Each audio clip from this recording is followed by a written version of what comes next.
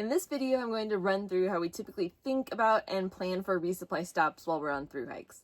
There's several different approaches for this, and we've met people on trail who planned out all of their food carries for the entire trail ahead of time. While this works for some people, it seems super overwhelming to me. And in some cases, those people end up changing their plans, leaving the trail, going at a different pace than they originally planned, or simply burning out on that same type of trail mix that they packed into every one of their 36 boxes. Our approach is to buy as we go as much as we can and only plan out the next 2 or 3 resupplies at any given time. If you think of it as planning a series of 3 to 5 day trips, it's a lot more manageable and it allows us the maximum amount of flexibility as circumstances change over the course of the hike. We start by listing out the town stops or other food buying and package mailing opportunities from far out, the trail guide and or Google Maps, along with the trail mile markers and whether it's right on trail or requires a detour or a hitch. If there's full grocery stores right on trail less than 100 miles apart, then it's a no-brainer. We can just buy food along the way. Sending a package is generally our fallback option for when on-trail options aren't available. Sometimes if there's restaurants or convenience stores along the way, we can stretch a section out by carrying extra dinners like the pre-made rice and bean mix and just supplement with store-bought snacks. On the other hand, if there's a long remote section coming up where we'll need to carry food for 7 days or more, we err on the side of sending a package so that we can take time to plan and pack light food that's efficient to carry. We also make sure we have a package every 300 to 500 miles or so we can set ourselves new shoes.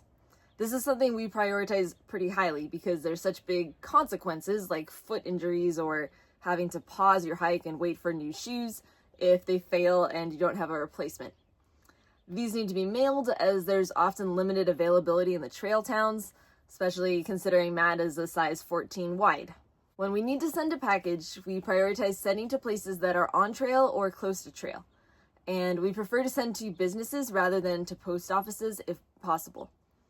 On the major trails, this is pretty common. There's a lot of stores, hostels, and resorts that will accept and hold packages for thru hikers as a convenience. This is super helpful as you're able to pick them up any day and any time of the week. It also means you can choose how to ship, either US Postal Service, UPS, or FedEx. This is useful for me since I'm often sending packages to Matt at the end of a busy school day, and FedEx stores tend to be open to ship packages later in the evening.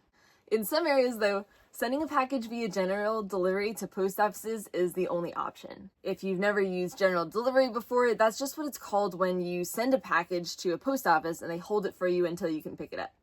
You address the package to your own name, then general delivery, then the city, state, and zip code, and they'll hold it at the post office until either you come get it or 30 days has passed, at which point they return to sender.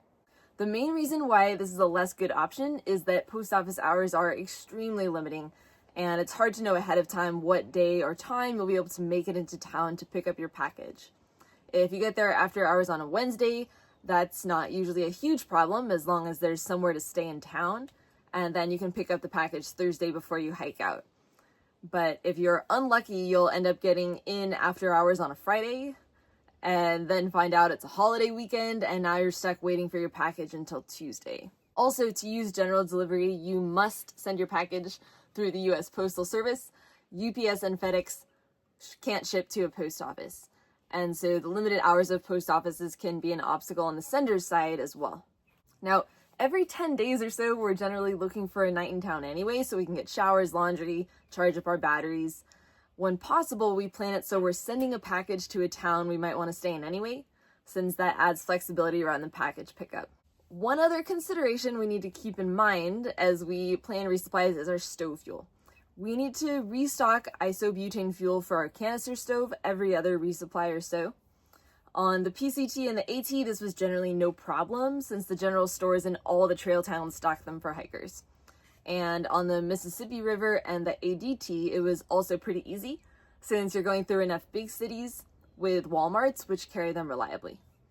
But on some of the lesser done trails like the Get, the pre-AT section of the ECT, and even parts of the CDT, we had to plan out fuel carefully.